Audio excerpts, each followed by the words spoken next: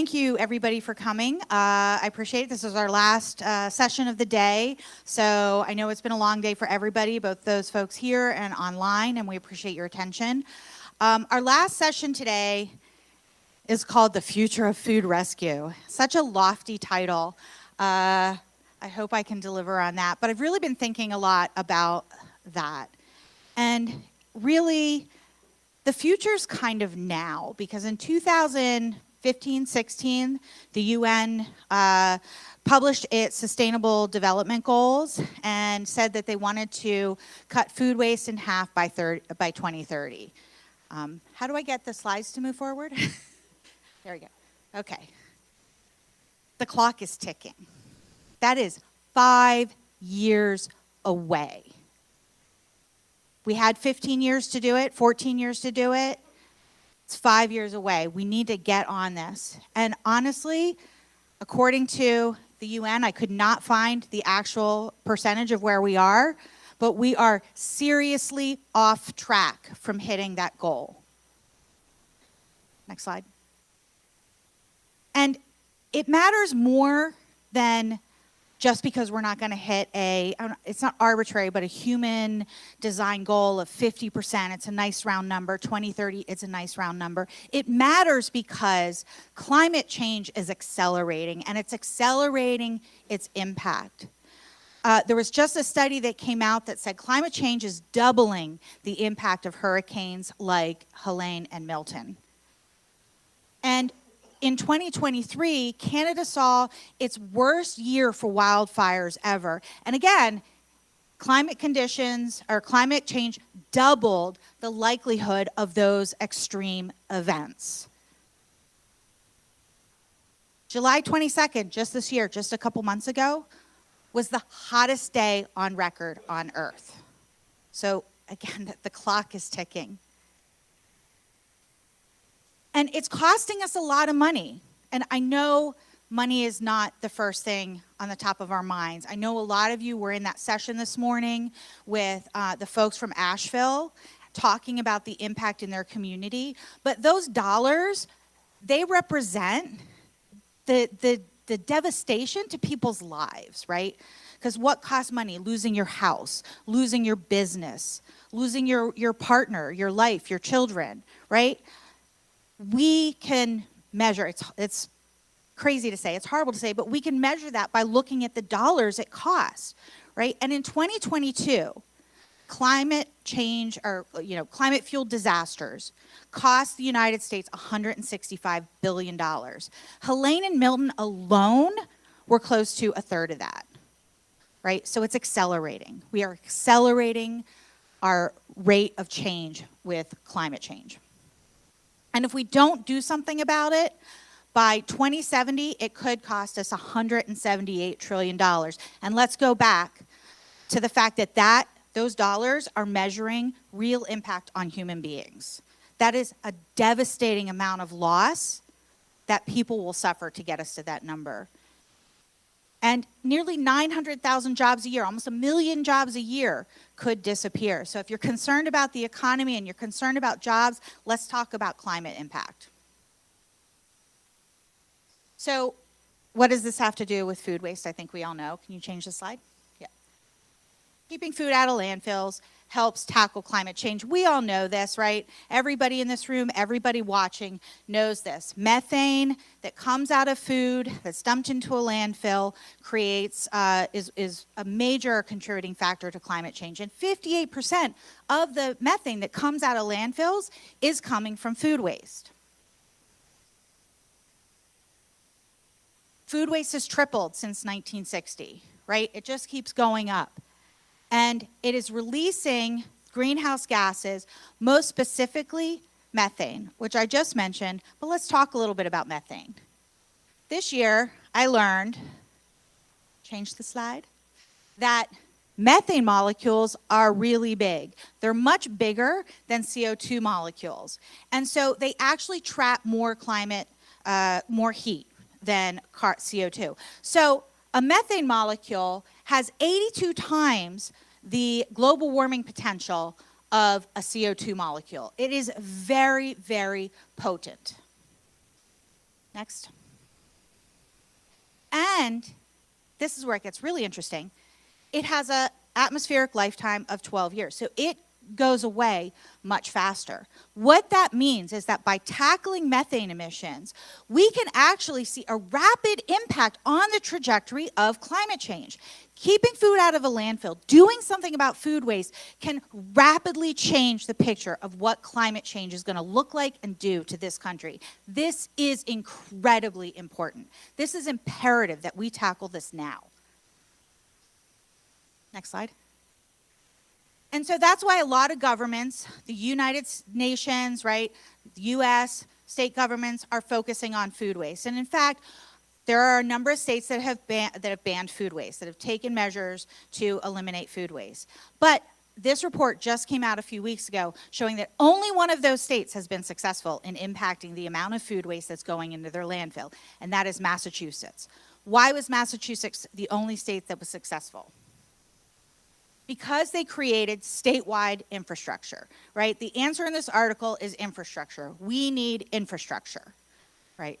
But the infrastructure that Massachusetts created that was super successful, and kudos, this is great, we all need compost infrastructure, only deals with compost, with post-consumer food waste, right? Or with food waste. Going into a landfill, that's what I'm trying to say. I got there. Next slide. But we know from ReFed has done the work to show that 93% of the climate impact of food and food waste is upstream. All of those resources that we put into making food, into growing it, into transporting it, into manufacturing it into something else, into storing it in a warehouse, into storing it in a refrigerator somewhere, all of that has a huge climate impact, a climate impact that is 93% bigger. That's not quite the right math, but we're just going to go with it. 93% more than the impact of the food waste in the landfill. So that means that if we're focusing on compost, we're still losing all of this. We're only going part way to solving the problem of food waste. And that is why the EPA switched from this hierarchy, which really focuses on like the best, good but not as good, down to what maybe seems like neutral, to this next, there we go, to this. Because this is showing that you're losing the benefit. We need to focus on that, what used to be the top of the pyramid. We need to focus on the left side of this U, because that's where we're really getting the impact. If we focus on compost, if that's our solution to food waste, we're still losing all of our investment into that food. We're still throwing that away, all of that climate gas. We then have to reproduce all that food so somebody can eat. So at the top of this, the most preferable solution is to let food be food. If we're going to put that methane, that CO2, that climate impact out there, making food, let's have it be food. Because that's what it is designed to do, and that's supporting people. If we compost it, we still have to do that all over again. Next. But with food rescue and food recovery, we get 2 bites at the climate apple. So not only are we keeping the food out of the landfill that's producing all that methane, that 58% of the methane that comes out of landfills, but we don't have to reproduce that food, so we don't have to reinvest that 93% of our resources that we did in the first place. So that gets back to this question of infrastructure. We still need infrastructure. What does it mean to create meaningful infrastructure that will allow us to accelerate impact with food recovery? In order to do that, we have to understand what food rescue is. And I know a lot of you here in the room and watching this know what this means. But it is not a story that everybody understands. So let's talk about it. Let's think about how to tell the story so that folks understand what it means to create the infrastructure we need to grow food recovery.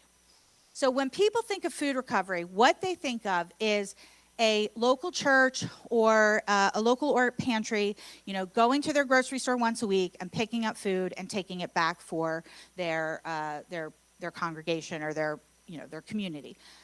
And that's a food recovery. But what that is really focusing on, if you can hit the button, there's an animation.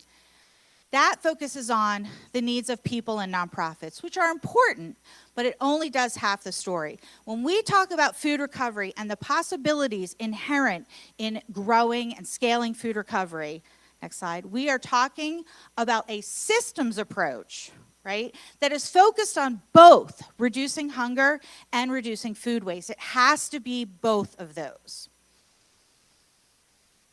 So when we think about, so let's talk about what that means, right? What does it mean?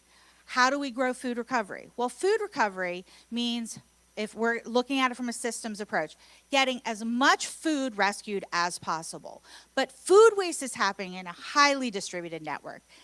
This is just a small slice. It's not a small slice of the pie. It's a big slice of the pie, right? 200,000 locations approximately. But this is just the grocery stores and the convenience stores. About 200,000 locations around the country. That does not include your your coffee shops, your bagel stores, your institutions like your schools and universities, our hospitals. So this is really only a small picture, and it's a vast number. It is a huge number of places. Next slide. And they are wasting food 7 days a week. So food waste is happening in a very highly distributed network 7 days a week. And, as we all know, about 80 to 90% of it is fresh, and about 50% of it is produce.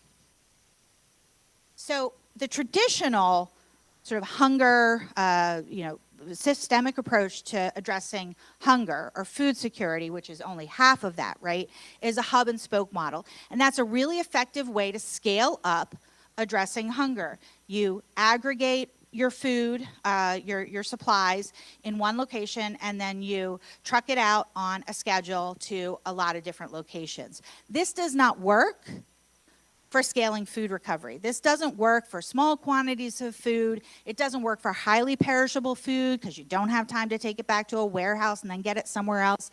And it doesn't work for unpredictable frequencies. This is really set for a systemic approach and a scheduled approach. Next. So solving the food waste problem means thinking through both the logistics of pickup and the logistics of distribution. When we do that, we start to look at what it means to have the systemic change in order to accelerate food recovery. On the pickup side, again, we've got those 200,000 retail locations plus all of the other hospitals and schools and bakeries and whatnot that need picked up. So you've got that highly distributed network, wasting food 7 days a week. The network needs to be flexible because some places are going to have food every day and some places aren't. It needs to be responsive. It needs to be able to handle that truckload of food that suddenly is rejected, as well as the tray of sandwiches that was made at a deli that was extra. And it's highly variable. You cannot create a template for this that is 100% replicable. Everybody in food recovery knows every day is different. On the distribution side, switch. Similarly, you need that flexibility. You have to be able to account for all of those variables that are happening on the pickup side. So again, you've got truckloads of cucumbers or lettuce, which we all know is going to go bad fast. Nobody wants more than one case of lettuce. What do you do with a truckload of it? As well as that tray of sandwiches, you need to have outlets for all of that. It needs to be flexible. It needs to be able to handle a quick turnaround time. Somebody calling and say, hey, can you do this right now? Can you take this today? I can't schedule a drop-off next week because I've got a tray of sandwiches right now. And it has to be 7 days a week. So we're talking about an expansion and a transformation of the distribution system. So when we think about what does infrastructure look like to support this, it means identifying distribution points that don't exist. It means going outside the pantry network. And this is sort of an aside, but this gives us the opportunity to do other really exciting things. And I've talked about this a lot, and I won't go into it in detail right here, but it's important to remember that when you start thinking about identifying those other distribution points, you can do things like look for transit deserts, food deserts, areas with high numbers of impacted individuals, that don't have a drop-off point, and you can change food access for communities. Next slide. But so identifying those distribution points, you're going to look outside the traditional charitable food network and look for places that can handle a truckload of cucumbers down to a tray of sandwiches. You need that huge, variable, flexible network.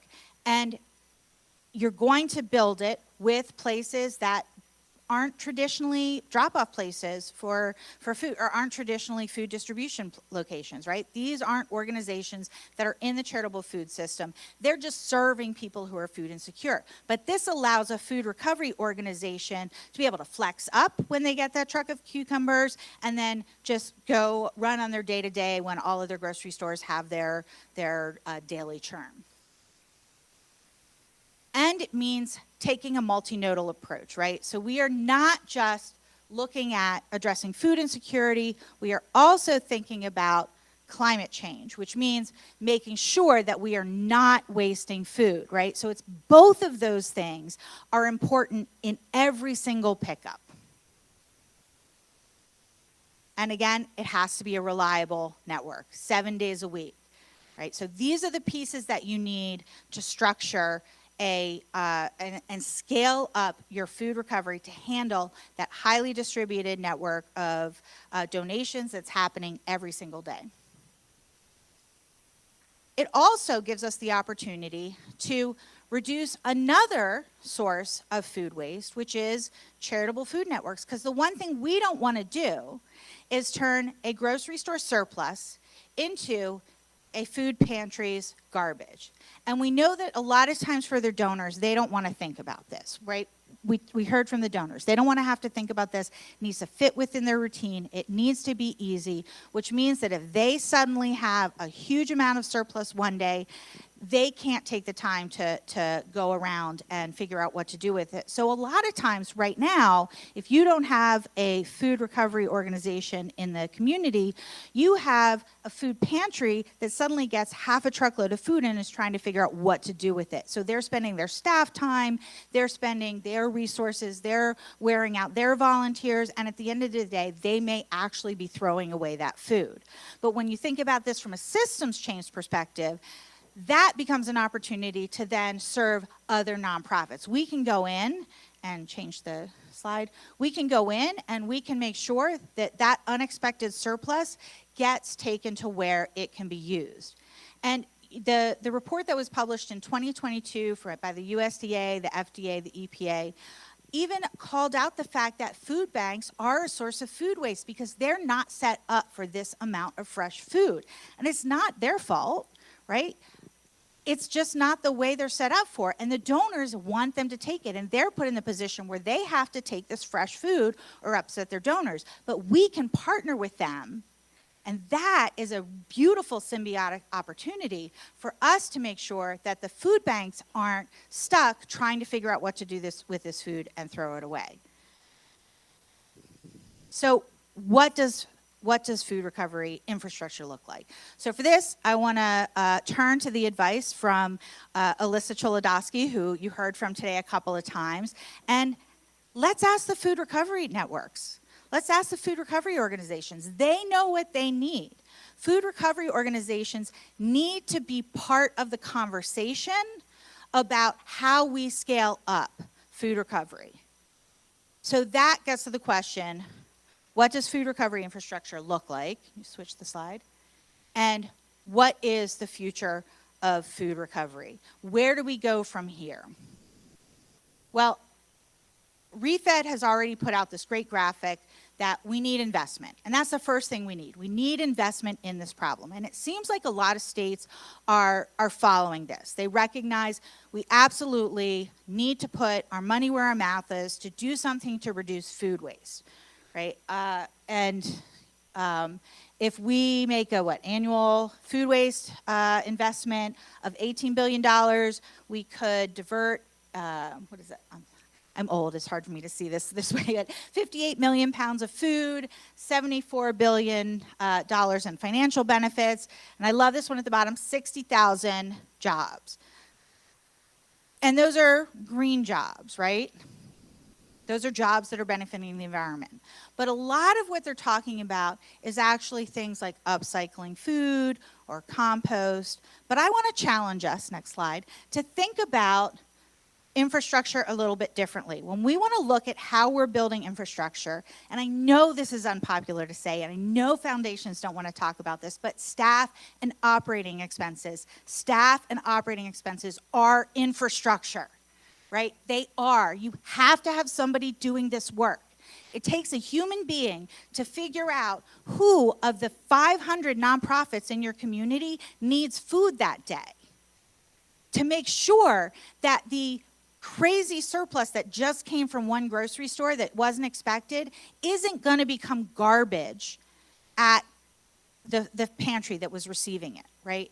It takes an organization to be looking at this from that systematic approach and figure out, how do we get to an equilibrium in this system where everybody gets what they need and we're not making our food waste at one location or surplus at one location somebody else's problem. So you'll hear a lot of donors talk about how much food they're donating, how many days they're donating. But is that food actually being used, right?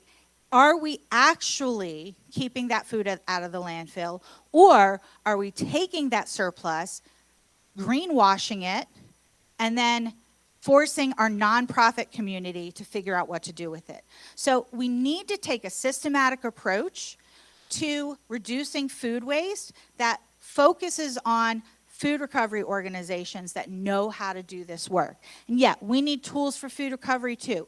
Vehicles, trucks, equipment, fleet, tech, we need all of that. And that is part of the investment, but that can't be seen as the only infrastructure, right? The organizations themselves are infrastructure. And then those are also green jobs. We're creating jobs. So when we love to think about and talk about green jobs, food recovery, absolutely. You're all doing green jobs. Congratulations.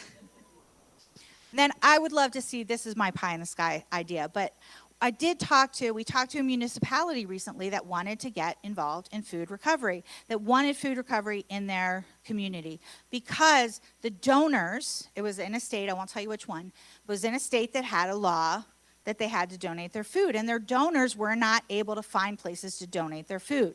So they wanted to get involved, but what they wanted was a one-time purchase of like a bulletin board or something to post food. That's not going to do it. We know in municipalities, when we think about how we handle trash and trash pickup, right, that is an investment not just in garbage trucks, but in people to drive those garbage trucks and pick it up and take it to the dump, right? The same thing could happen with food recovery. So maybe someday we will actually see municipalities themselves recognizing the net benefit to their community in food recovery and actually running it. But we'll see. In the meantime, I would settle for some recognition that infrastructure is not just trucks and refrigerators. Second, hold on.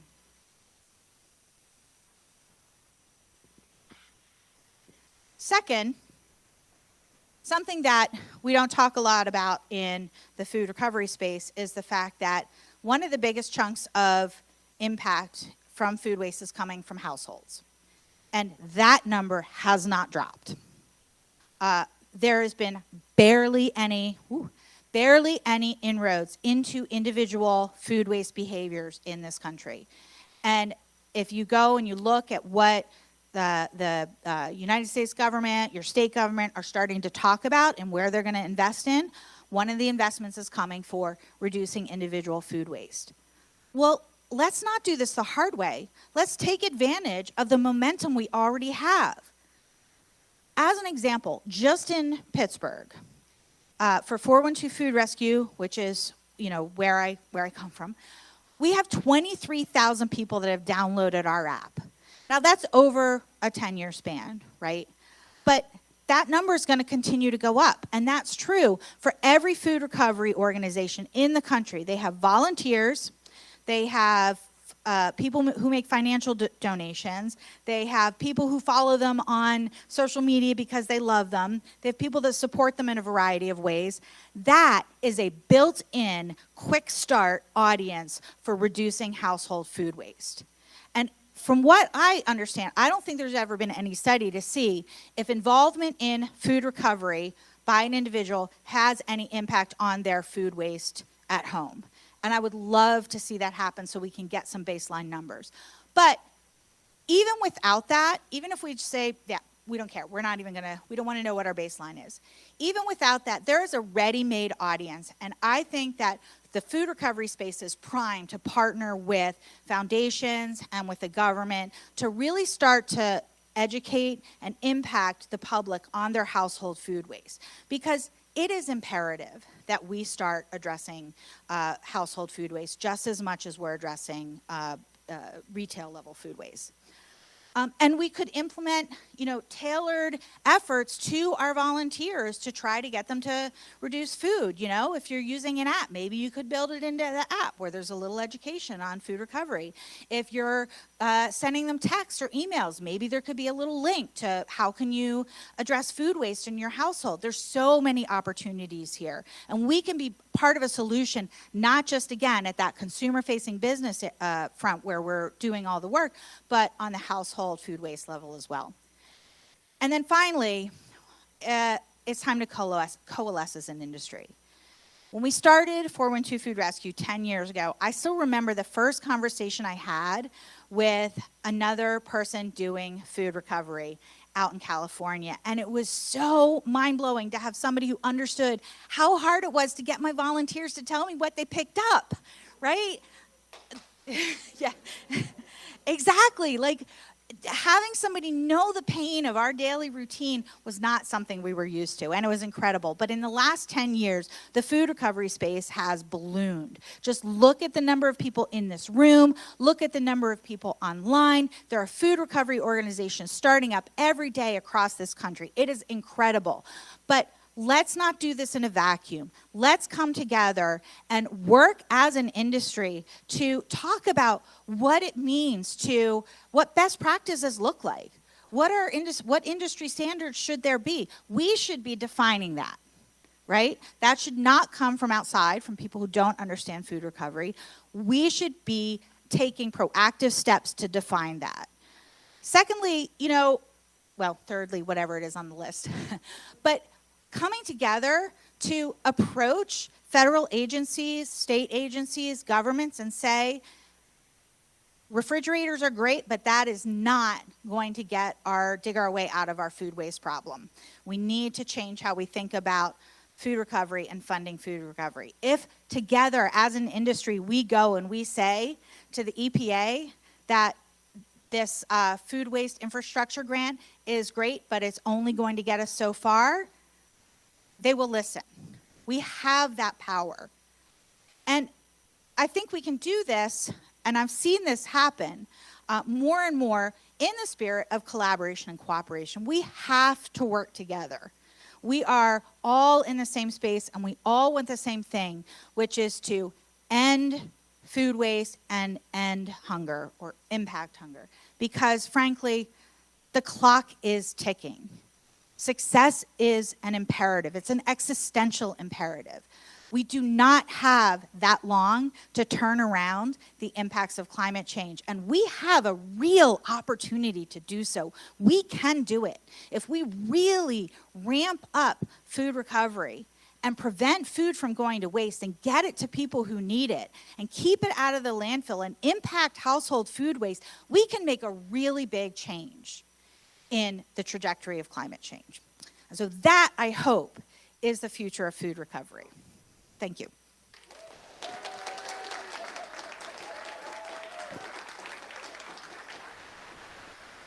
Shut my eyes down.